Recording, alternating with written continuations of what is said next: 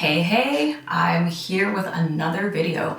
I've been kind of thinking about a lot of different things as I've been paying attention to changes in the job market, everything that's going on in the US right now in terms of diversity, equity, and inclusion, in terms of government workers, in terms of it feels like something every day. So for context, if you are new here, my name is Khadija. I'm a 30-something marketing professional. And I've been wondering about a lot of different questions and trying to kind of answer them based on evidence, but also based on my personal thoughts. The question I'm pondering today is software as a service, or SaaS, making a comeback?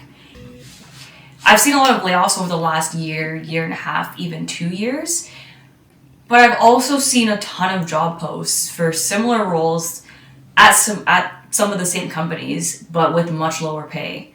So, there's always the danger of attrition, and I get that people are trying to compensate for that. But when you put like a mid-level or director level role with entry-level pay, you're gonna get people that are really desperate and, which is fine. Like, people need to do what they need to do to keep their bills paid, to keep a roof over their head.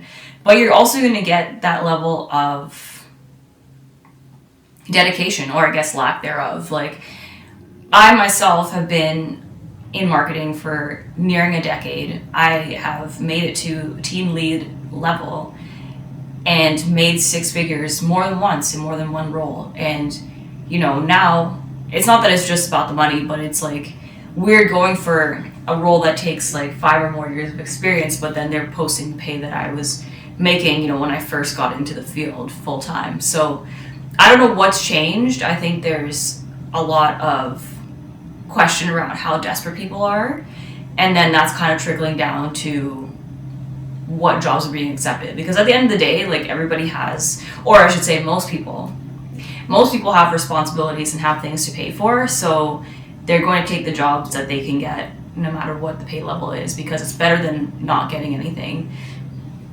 Even for me as a freelancer, I had so much enthusiasm for projects and everything going into the holiday season, and people were like, okay, cool, like in January we'll get back into it.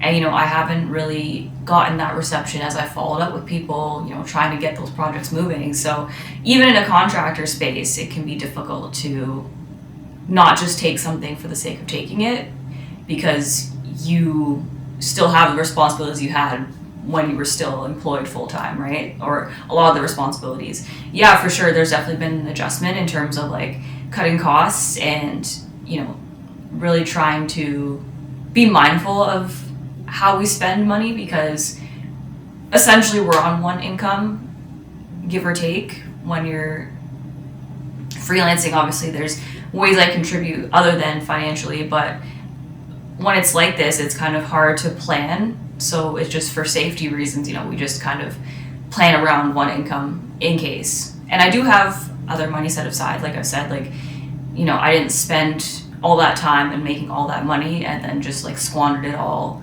away. I did make plans for the sake of my family unit, right? So, but not even if people try to, like, it's not always possible, especially if you're already in a low paying job, to then be able to plan for saving, because sometimes you're just trying to get by paycheck to paycheck, and it's not anyone's fault. But if you do have the option, definitely decide to put some away for a rainy day.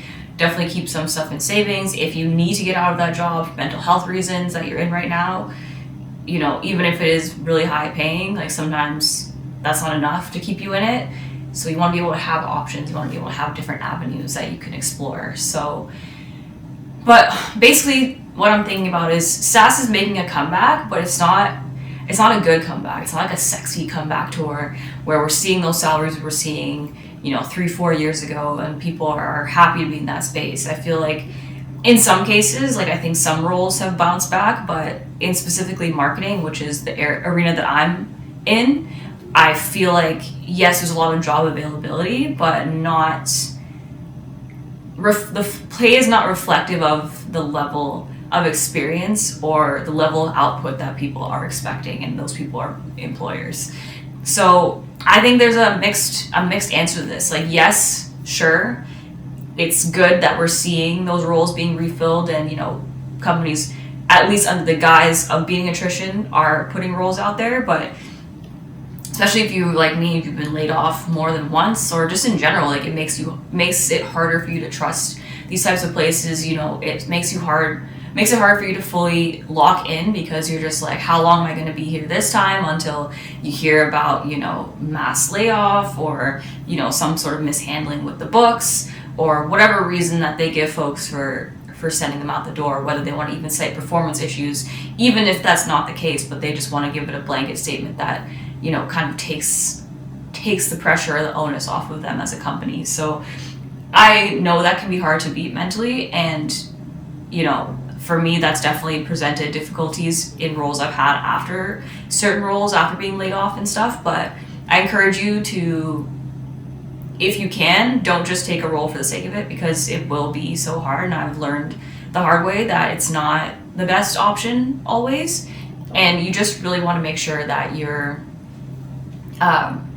doing things that are actually going to move the needle for you. So taking roles that are similar to roles you've done previously, or add on a new challenge that can move you along in your career. You're still learning, so you don't get bored. Even if you're not getting paid as much, if you can get something out of it in terms of learnings, connections, community in a work setting, like a lot of good things can come out of being in a full-time position. But just make sure you're being cautious as to what type of roles you evaluate and what type of roles you're willing to take on. But I do think that in the grand scheme of things, SaaS roles, tech roles, non-technical tech roles, marketing specific, are making a comeback, but they definitely are wearing a different face than they were, 3-4 years ago. So just be mindful of that. Be mindful of your position. Be mindful of what you can and can't accept. And I wish you all the best if you're in that position where you're looking for a new job. If you're trying to explore new things, if you're trying to still build your career in these insanely hard times. The job market is really something else. I think that goes without saying. If you're someone that's looking for a job right now, how tough it has been, no matter how much experience you have. You're probably still searching for at least 6 months. I know people that have been searching even longer. The last time between my last layoff and going back into full-time, it was 6 months, and it wasn't like 6 months of me relaxing and finding myself. It was me like getting up, treating the job application process like a 9 to 5, and applying every day, sometimes taking interviews in the afternoon while I was applying in the morning, which is great. Getting interviews is the first step, and there were a lot of good ones, but a lot of long processes as well. So that definitely made things hard for me at times. But just keep your head up. I know it's easier said than done, but keep your head up. There are things out there. If you can, hold out for the role that speaks to you the best. And yeah, I wish you all the best in this journey. But things are looking up in terms of quantity of jobs, but quality remains to be seen. Thank you for tuning in this week. I'll be back with some more thoughts, maybe another question that I'd like to answer or open up dialogue around in the comment section. If you have thoughts on this, if you think SaaS is making a comeback, if you think it's not, if you have insights from other industries, I'd love to open up the chats in the comment section. So please feel free to leave me a note, and thanks for tuning in, and I'll see you next week.